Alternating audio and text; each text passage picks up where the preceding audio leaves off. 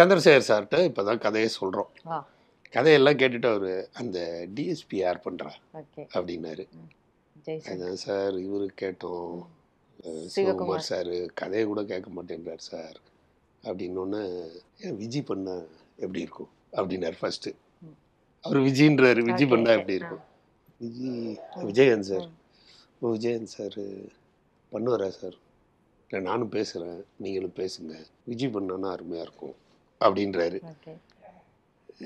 சரின்ட்டு ஆபா சாரும் நானும் உட்காந்து பேசுகிறோம் தனியாக. ஆபா சார் கேட்போம், ஏன்னா விஜயகாந்த் சார்கிட்ட வந்து அந்த இது இருக்குது, அந்த ஃபயர் இருக்குது, அவர் போய் கேட்போம், ஏஜ் கேரக்டருக்கு ஒத்து வராங்கிறது தான் எங்களுக்கு டவுட்டு. சிவகுமார் சாருங்க போய் நம்ம அந்த ஏஜ்டாக பிளான் பண்ணிட்டோம், சாங் கிடையாது. ராவுத்தர் ஃபிலிம்ஸுக்கு படம் எடுக்க ஆரம்பிக்கிறோம். டெய்லி போவோம், டெய்லி சாப்பிடுவார், சாப்பாடு கொடுப்பாரு. விஜயகாந்த் சார் ரேராக தான் பார்ப்பார், ராவுத்தர் தான், இப்ராஹிம் சார் தான். அதாவது இந்த சிந்துபாத்து கதையில் இந்த முதுகுல ஏற்ற மாட்டேன்னு சொல்லி ஒருத்தனை ஏற்றிடுவார், அப்புறம் இறக்க முடியாது. ராவுத்தர் அடிக்கடி அதான் சொல்லுவார், உங்களை ஏற்றிட்டேன்டா இறக்க முடியலடான்னு. அந்த மாதிரி போயாச்சு. ராவுத்தர் ஆஃபீஸ் போய் டெய்லி உட்காருவோம்.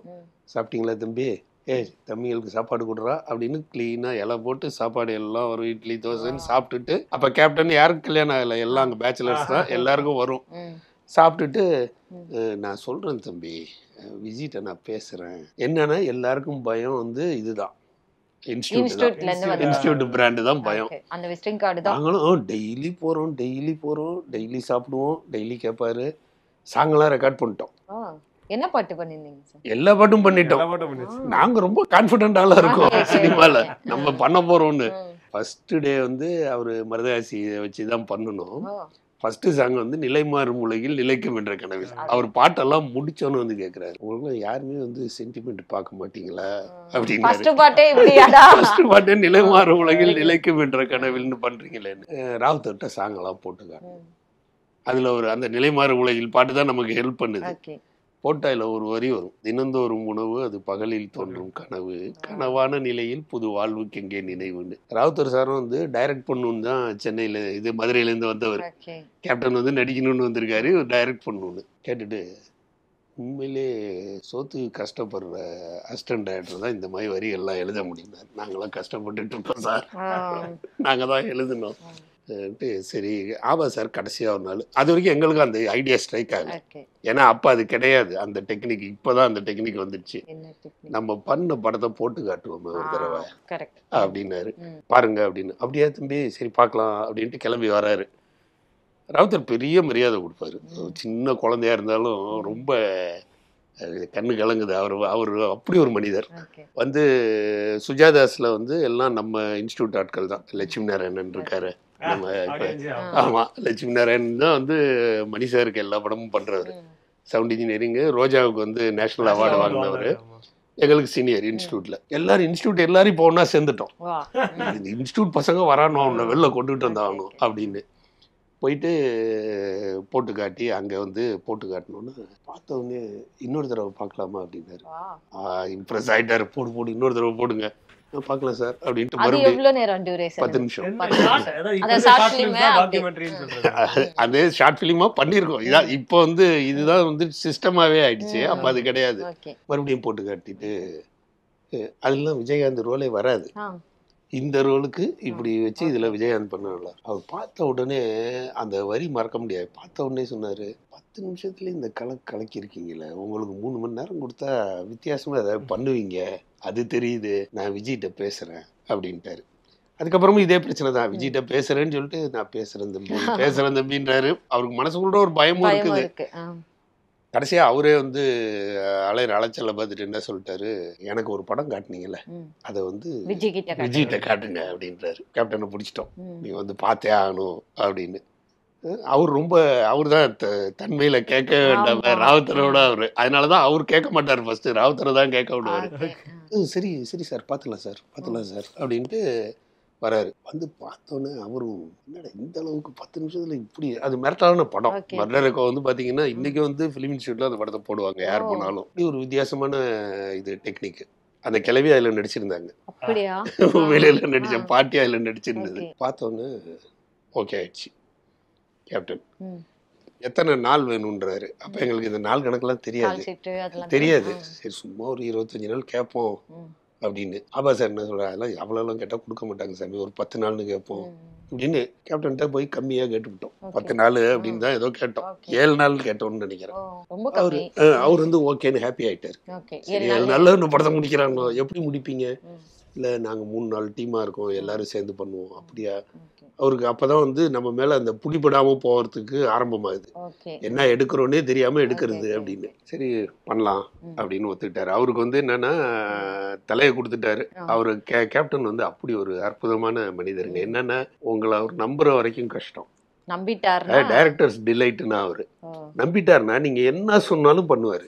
அது நானும் ஆபா சாருக்கும் அடிக்கடி இந்த சில பிரச்சனைகள்லாம் வரும்போது பேசிட்டு, ஆபா சார் ஒரு ஸ்டைலில் அந்த சீனை பண்ணுவாரு, நான் ஒரு ஸ்டைலில் பண்ணுவேன். கடைசியாக 2 பேரும் என்ன முடிவுக்கிறோம்னா, சரி 2 பேர் சொன்னதே எடுப்போன்னு. இது கேப்டனுக்கு தெரியாமலே எடுத்துருவோம் 2 பேர் சொன்னது. இப்போதானே சார் எடுத்தோம் இந்த க்ளோஸ் அப் அப்படின்னுவாரு. இல்லை கேப்டன் அது வந்து அதுக்கு இது ஏதோ என்னமோ என்ன ஏமாத்துறீங்க எடுங்க அப்படின்னுவாரு. என்னன்னா அவருக்கு அந்த அளவு நம்ம மேலே கான்ஃபிடென்ஸ். சரி இன்னும் ஏதோ நம்மள்ட்ட சொல்ல பயந்துட்டு ஏதோ பண்றானோ பண்ணட்டும் அப்படின்ற அந்த அளவுக்கு வந்து ஃபுல் கோஆப்ரேஷன் இறங்கிட்டார் கேப்டன். ஒரு ஸ்டேஜில் படம் காசு இல்லாமல் தடுமாறுறோம். ஏன்னா ஆபாசாரையும் போய் எங்கேயும் கேட்க முடியாது.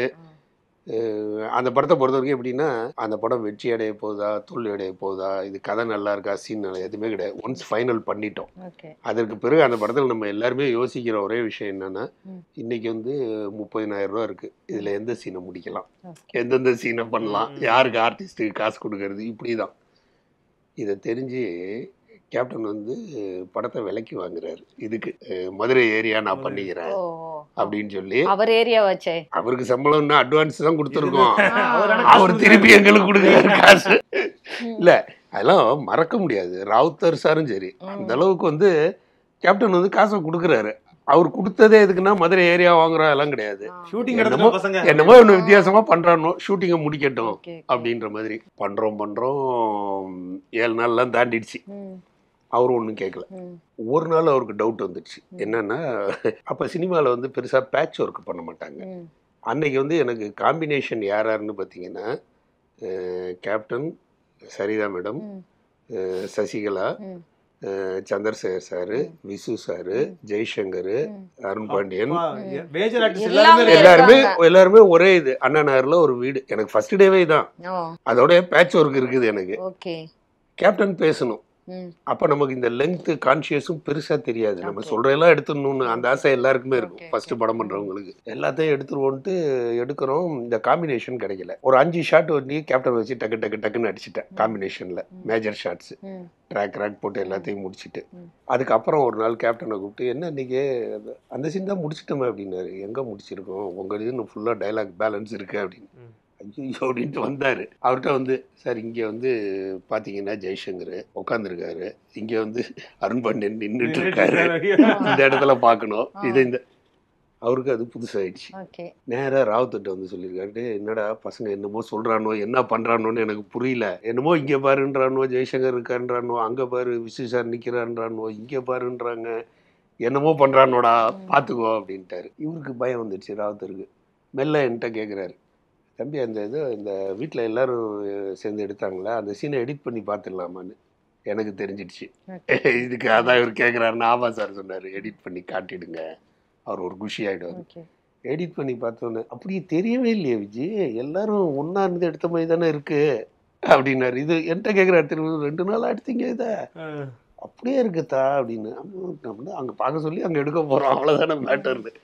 அதற்கு பிறகு கேள்வியே கிடையாது. கேப்டன் கோவப்படவும் மாட்டாரு. அவர் கார் வந்து படத்துக்கு யூஸ் பண்ணிக்குவோம், பிக்கப்புக்கெல்லாம் கேப்டன் வண்டி போகும், TMM2. ஏறக்குறைய கேப்டன் படமாட்டம் தான். ஆமா, ஏறக்குறைய கேப்டன் படமாட்டம் தான் நடந்தது. எதா இருந்தாலுமே வந்து ராவுத்தர் வந்து அப்ப காரு வேன்லாம் ஹையரிங் கொடுத்துருந்தாரு.